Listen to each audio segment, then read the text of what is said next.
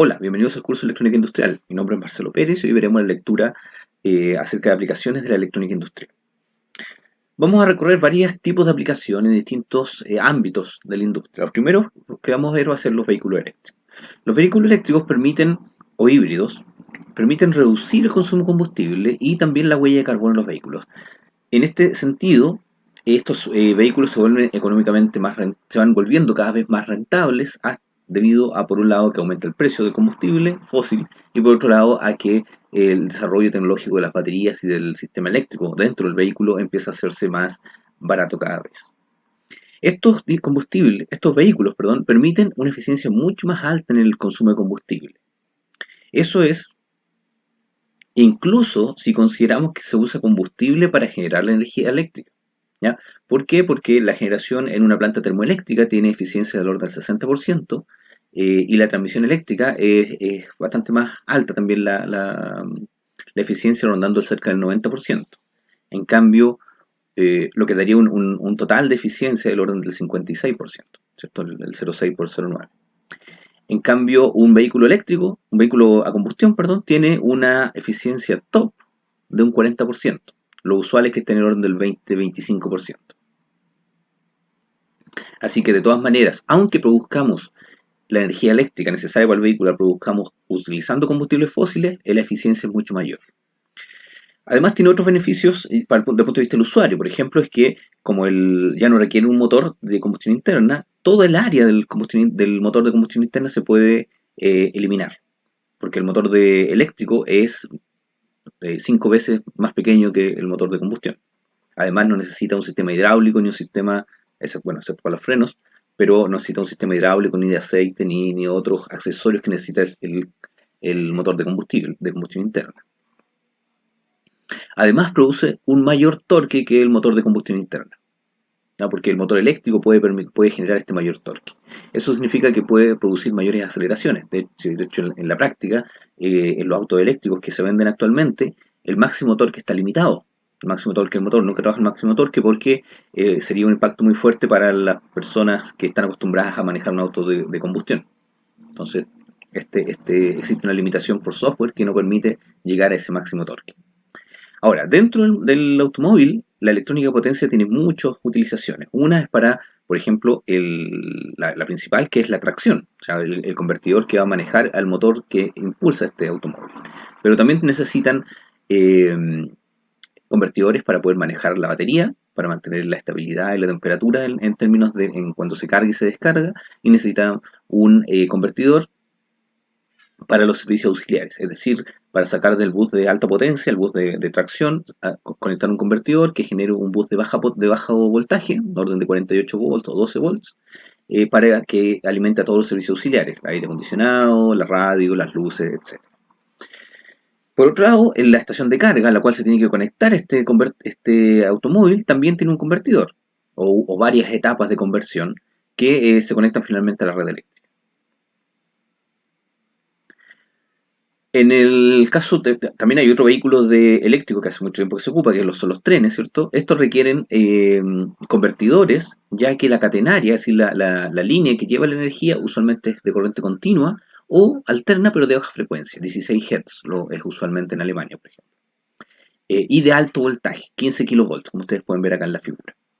Entonces se necesita un convertidor que permita, por un lado, reducir el voltaje y poder generar a partir de ese voltaje constante un voltaje que sea variable y que alimente a los distintos carros, los motores que hay en los distintos carros, que en este caso aquí se les denomina buggies, ya que es un par de motores, son un motor, perdón, que alimenta dos ejes. Una característica que tienen que tener este tipo de convertidores es que debe cumplir con una alta densidad de potencia. ¿Por qué? Porque dentro el tren está llevando al mismo convertidor. Por lo tanto, tiene que ser, ojalá, el mínimo peso posible para no gastar energía en el mismo movimiento del convertidor. Y por otro lado, un bajo volumen, porque tampoco hay mucho espacio disponible dentro del tren. Y aquí pueden ver algunos ejemplos. Tenemos el ICE de Alemania, tenemos el Shinkansen de Japón y el TGV en Francia. Todos esos son ejemplos de trenes eléctricos de muy alta velocidad. Esa es una ventaja que se ha logrado al utilizar trenes eléctricos con- eh, controlados con convertidores. Por otro lado, tenemos que en el tren eléctrico eh, produce altas variaciones de potencia al momento de partir el tren y por supuesto al momento de frenar el tren. Este frenado del tren usualmente se hace a través de parrillas disipadoras como esta que ustedes ven acá al final, en donde tenemos una serie de resistencias, que es parecido al chopper que vimos en los convertidores AC-AC indirectos, que son los que disipan la potencia cuando el tren está frenando, además del freno mecánico, por supuesto. Ahora, en las nuevas versiones de los trenes eléctricos, esta energía ya no se está quemando directamente en esta parrilla de resistencia, sino que se eh, devuelve a la red a través de un esquema regenerativo. Un tercer ejemplo de transporte eléctrico son los buses. Estos buses usan usualmente baterías o supercapacitores. Aquí podemos ver uno con baterías abajo, ¿cierto? Y uno con supercapacitores arriba, un chino. Y que tienen la característica de eh, tienen que proveer una carga rápida. En el caso de los supercapacitores, permiten que al momento de conectarse, de esperar a los pasajeros, durante ese breve momento en que los pasajeros suben y bajan, el, eh, el supercapacitor puede cargarse.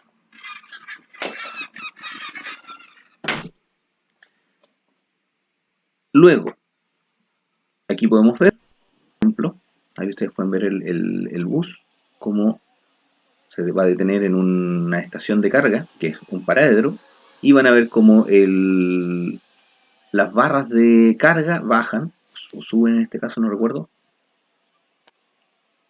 suben, y se conectan entonces y empieza a cargarse los supercapacitores. Como son capacitores, a diferencia de las baterías, estos pueden cargarse muy rápido. No tienen mucha energía, pero pueden cargarse muy rápido. Es decir, carga la energía suficiente para llegar a la siguiente estación, considerando por supuesto todas las posibles retrasos que pueden haber entre medio.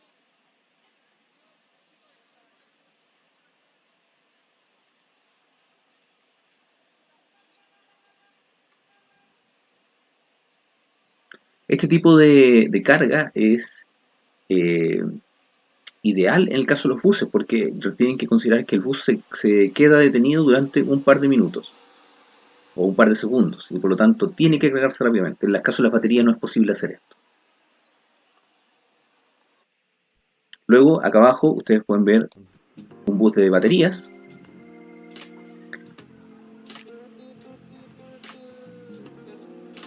un bus eléctrico,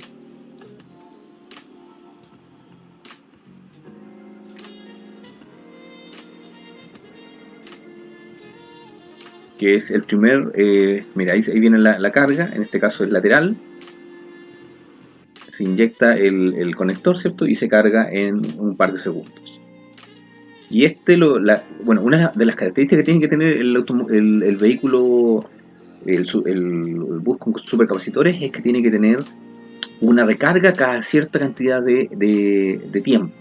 Y por lo tanto los buses que cumplen un recorrido fijo y tienen estaciones equidistanciadas y frecuentes, entonces es ideal para este tipo de dispositivos. En el caso de que las estaciones no sean tan frecuentes, entonces conviene tener un bus eléctrico, un bus de baterías, como este que se muestra acá, que puede llegar hasta 200 kilómetros por cam. Es decir, puede cargarse durante toda la noche y luego funciona durante el día por 250 kilómetros, lo cual dentro de una ciudad es relativamente suficiente.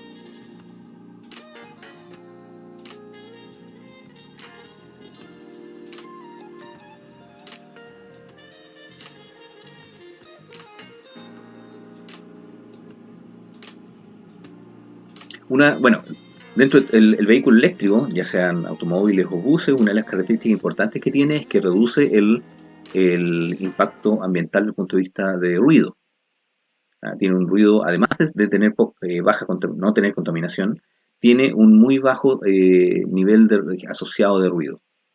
Por lo tanto, reduce la contaminación acústica de las ciudades.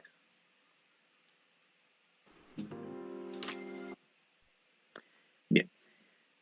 Otra aplicación de los electrónica de potencia está en los baterías y supercapacitores. Esto está relacionado con los automóviles que vimos recién. ¿Cómo se manejan las baterías dentro de esto? Bueno, eh, las baterías necesitan de partida un dispositivo que sea bidireccional. ¿Por qué? Porque necesitamos cargar y descargar la batería. Y en ambos casos necesitamos controlar la corriente. Y otra característica, eso también se necesita en los supercapacitores, en todo tipo de almacenamiento en realidad. Y otra característica es que las corrientes que utilizan son bastante altas. Estamos hablando del orden de los 40, porque son bajo voltaje. Entonces necesitamos mucha corriente para la potencia, para obtener una alta potencia. Entonces, las corrientes que estamos hablando son del orden de los 100 amperes, 200 amperes.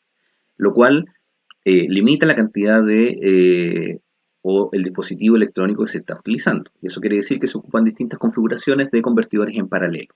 En particular, acá se muestra una combinación entre baterías y supercapacitores para poder alimentar un motor eléctrico.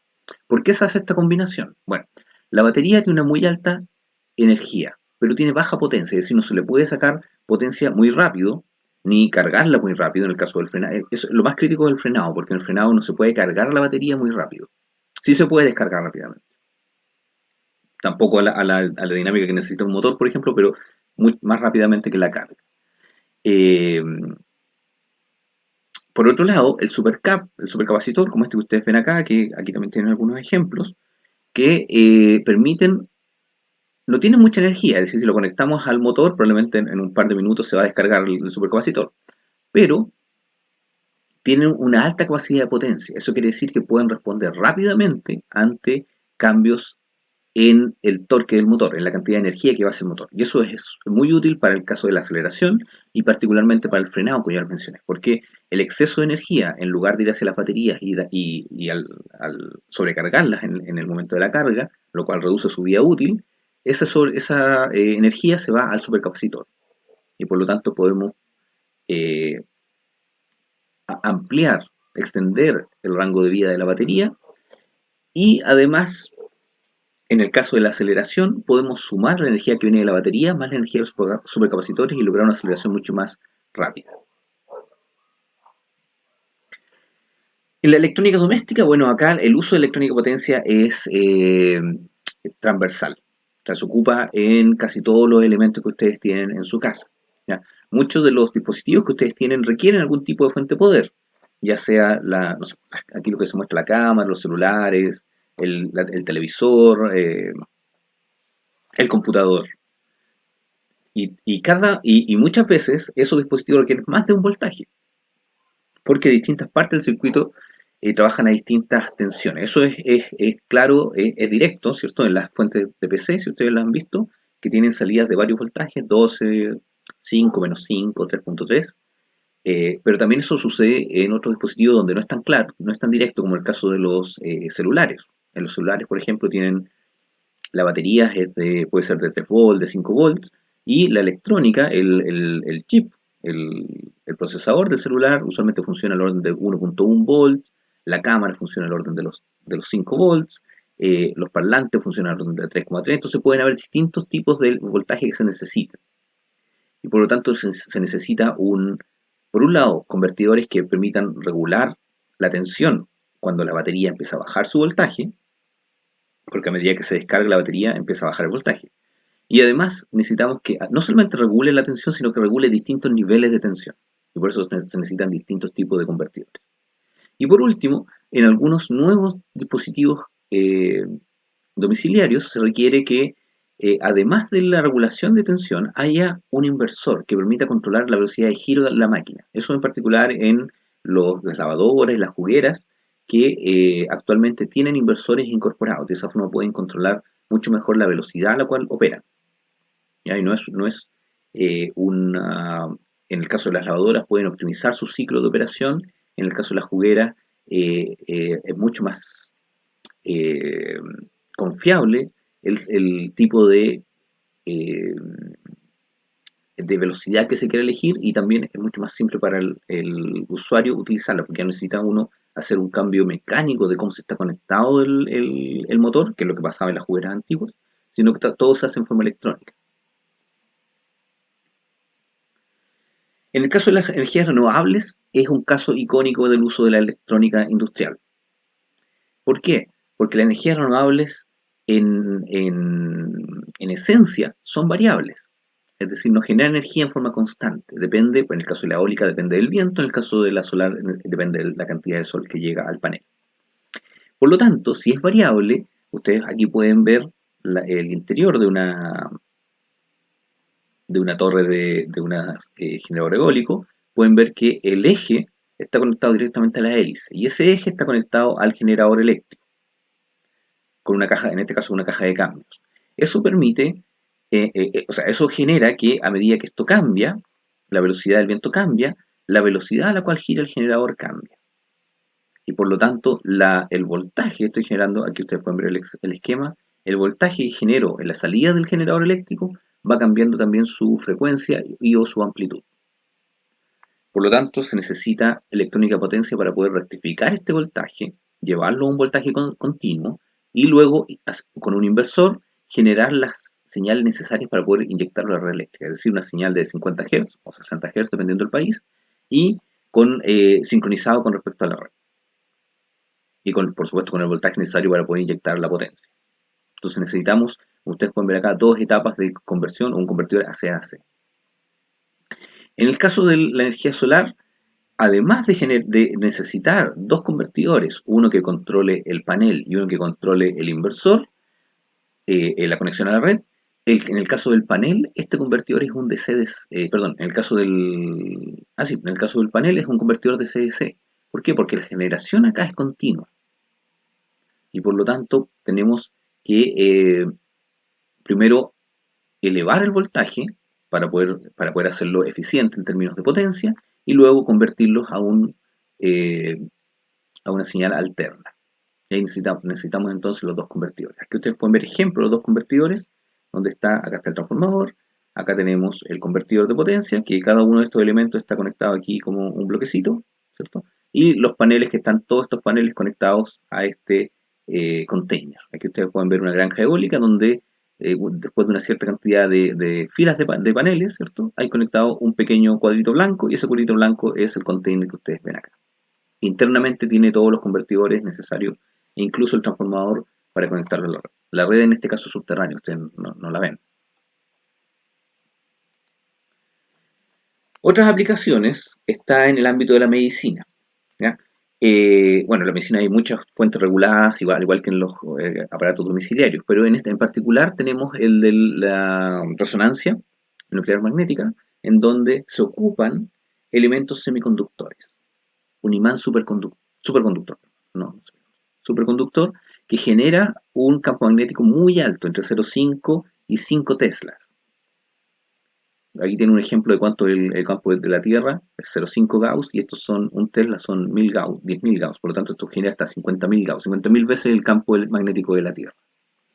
Para generar esa corriente tan alta, se necesita un convertidor de potencia.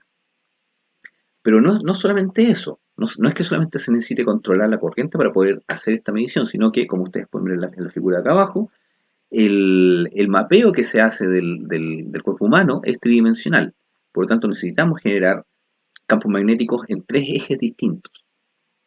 El eje X y Z, donde cada una de las bobinas superconductoras está representada aquí por una bobina normal, ¿cierto? Y conectadas a un convertidor.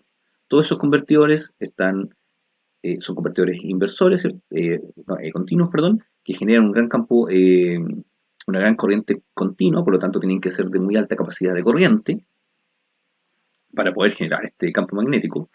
Y además necesitan ser controlados, ya que tienen que ser, el control de esto tiene que ser muy, muy, muy preciso, ¿ya? Para poder generar los campos magnéticos suficientes para que los detectores después puedan eh, hacer una imagen del cuerpo humano. Eh,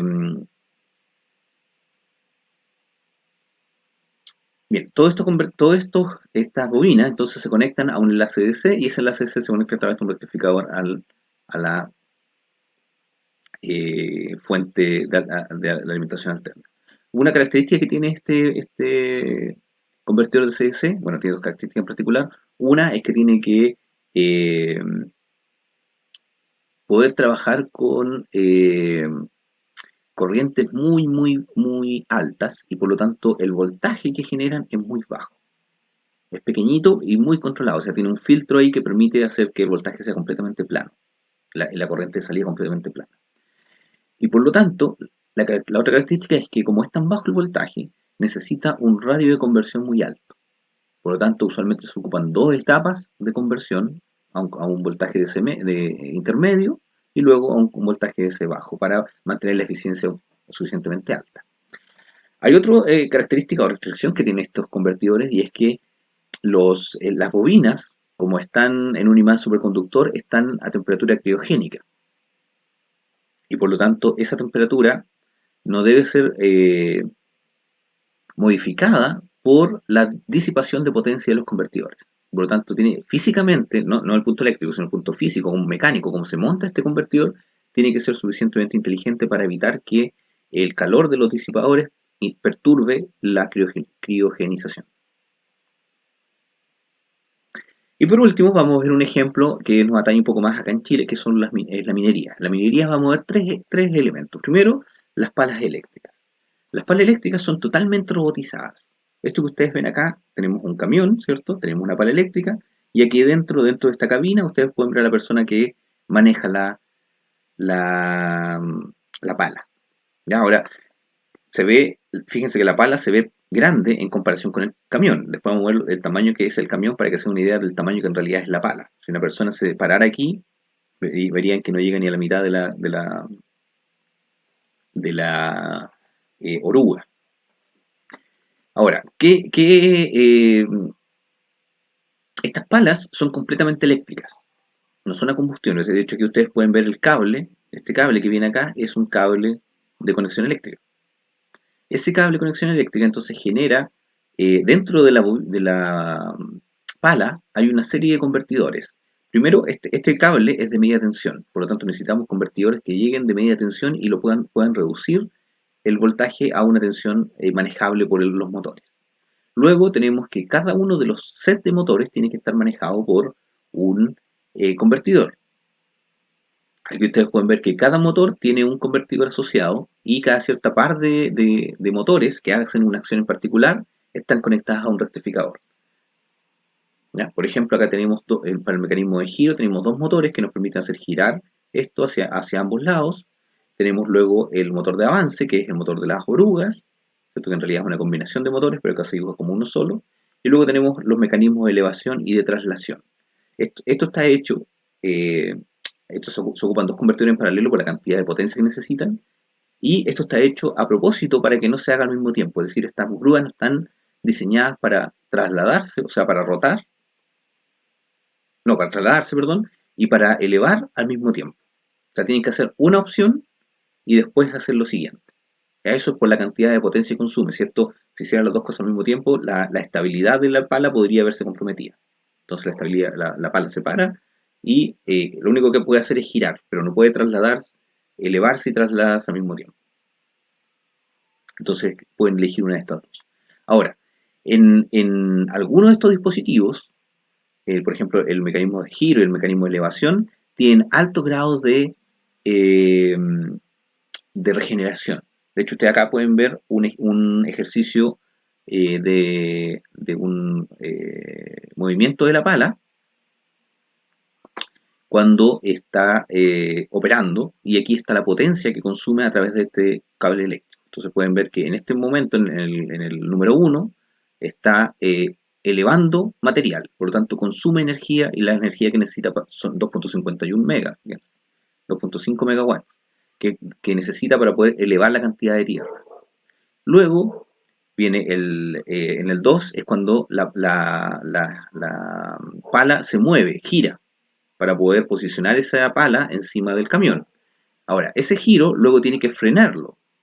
Y al momento de frenar, entonces genera una regeneración, porque esto empecé a mover la pala llena de tierra y luego la tengo que frenar. Y eso, por lo tanto, necesito sacar la energía para poder que eso quede frenado. Y aquí, obviamente, ustedes ven que está regenerando.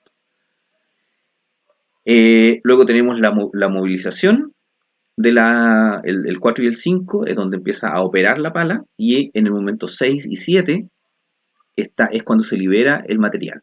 Y al momento de liberarse el material, claro, la pala suelta toda la cantidad de toneladas de material y por lo tanto tiende a subir. Para que no suba es necesario entonces sacar esa energía para que se mantenga en el mismo punto. Entonces pueden ver que la operación es completamente, eh, eh,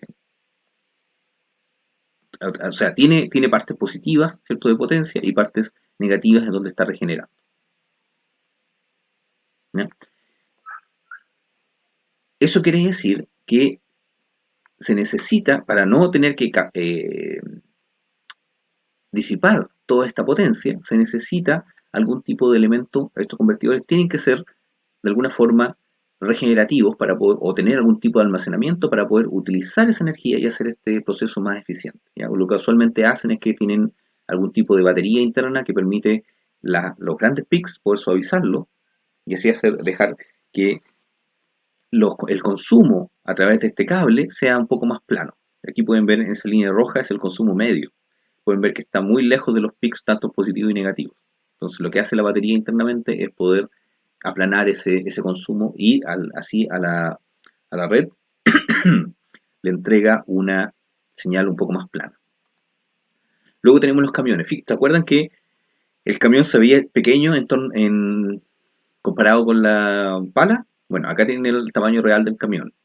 Obviamente hay distintos valores, de 200, 300, 400 toneladas. Estos camiones son camiones híbridos, los de la minería en Chile. Todos son híbridos. ¿Por qué? Porque utilizan un motor de combustión diésel para para alimentar un generador eléctrico, y ese generador eléctrico, a través de una serie de convertidores, alimenta a los motores de inducción, a los motores de las ruedas. Ustedes pueden ver aquí, internamente, dentro de la rueda, aquí hay un eje, ¿cierto? Una especie de engranaje, en donde en ese engranaje está el motor. Acá abajo lo pueden ver. El estator está adosado a la carcasa del vehículo, mientras que el rotor está en el eje de la rueda. ¿Por qué se hace este esquema híbrido? Es porque en la altitud que trabajan las mineras en Chile, la combustión es muy poco eficiente. Y los cambios, eso hace que los cambios de velocidad, de frenado y aceleración consuman mucho más combustible, porque es muy poco eficiente. Entonces lo que se hace es que este motor diésel que está funcionando acá funciona a una velocidad fija, que es la velocidad óptima en la cual se maximiza la cantidad de potencia generada con respecto al combustible consumido. Entonces ese generador funciona a esa velocidad constante. Y como los motores no pueden funcionar a velocidad constante, lo que se hace es que el convertidor acá es el que cambia la velocidad de los motores.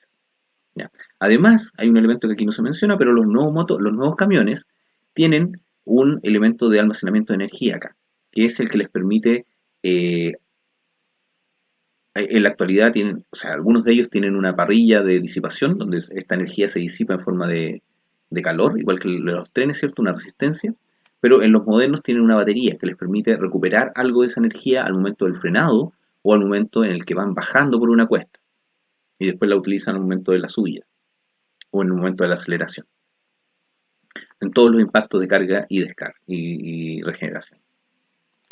Y por último tenemos las correas transportadoras. Hay algunas mineras en Chile que en lugar de tener un camión, en combinación con los camiones, tienen correas transportadoras. ¿Por qué se ocupa esta correa transportadora? Es porque los procesos químicos que permiten separar el mineral de todo el material tienen mejor eficiencia, son al aire libre, son grandes piscinas que hacen este proceso químico de separación de materiales, son al aire libre y a alta altura, a alta altitud, cuando hay poco oxígeno, no son eficientes. Entonces, las piscinas de separación se localizan a baja altura, pero el lugar donde se extrae el material está a muy alta altura, muy, muy alto. Entonces se ocupa una correa transportadora que permite entonces tomar ese material en la cima de la montaña, por ejemplo, y bajarlo unas decenas de kilómetros para llevarlo a la planta procesadora. Eso se hace a través de una correa. Aquí ustedes pueden ver la correa transportadora. Es una correa de aproximadamente 2,5 metros de ancho y son varias secciones de correa, ¿cierto? Distintas secciones, en el caso de los pelambres, que son, entiendo, 3 secciones distintas que en total suman del orden de los 14 kilómetros. Estas correas están, ustedes pueden ver acá abajo, accionadas por 2 motores simétricos, estos 2 motores que están acá, y que corresponden a motores de este tamaño. Luego tenemos los motores están aquí, ¿los ven? Después tenemos cajas de cambio simétricas también. Y estos motores están accionados por los convertidores, que son los que están acá en la orilla. Esos convertidores tienen la característica de que son convertidores eh, regenerativos. ¿Por qué? Porque este material, recuerden que va bajando, y por lo tanto lo que hace el motor no es impulsar el material, sino que es frenar su bajada. Eso quiere decir que está permanentemente funcionando en forma regenerativa. Y los niveles de potencia que esto maneja son de los 2.5 megawatts, por lo tanto la cantidad de energía que se genera ahí es bastante alta y es utilizada en este caso para otros procesos dentro de la misma planta. O sea, la energía, estos 2 motores en realidad no son motores, sino que funcionan como generadores, y estos generadores entregan la energía a otros elementos de la planta que se necesitan alimentar. Bien, eso es en cuanto a las aplicaciones de la electrónica de potencia. Espero que les haya gustado este módulo, y muchas gracias.